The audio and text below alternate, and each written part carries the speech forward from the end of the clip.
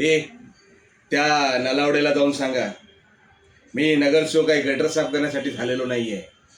नाला तुबला म्हणून फोन नाही करायचा, कळलं? जाऊन सांगा त्यांना.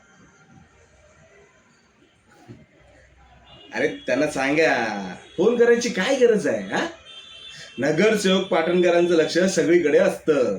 हा, ते साफसफाईचं काय मी तिथे येऊन बघेल. हा हा, आता मतदान करून निवडून दिलंय ना मला, मग माझी पण काही जबाबदारी आहे की नाही. हा, जाऊ त्यांना सांगा. हा, या.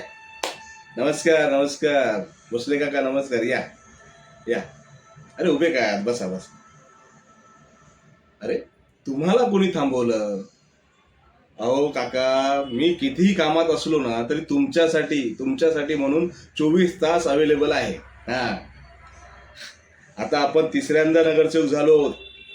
हा, पण मला पहिली निवडणूक आठवते, ज्यावेळी मला कोणी कुत्र ओळखत नव्हतं. त्यावेळी तुम्ही भोसले काका, तुम्ही स्वतः लोकांच्या घरोघरी जाऊन सांगितलं की पाटणकरांना एक चान्स द्या म्हणून.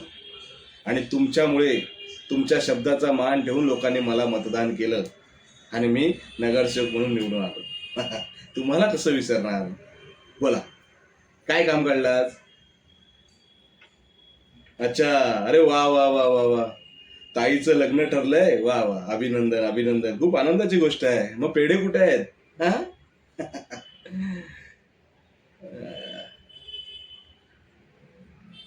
अच्छा, बरं, कितीची गरज आहे? 2 लाख बस, दिले. हो, तुम्हाला नाही कसं म्हणणार, तुमच्यामुळे तर मी पहिल्यांदा नगरसेवक झालो होतो. हा, पण काका, ह्यावेळी कसं आहे, पार्टी फंड द्यावा लागला आणि आत्ताच्या इलेक्शनमध्ये रगड पैसा खर्च झाला. त्यामुळे मी तुम्हाला पुढच्या महिन्यात नक्की देतो. तुम्ही पुढच्या महिन्यात द्या, तुम्हाला नक्की देतो. धन्यवाद.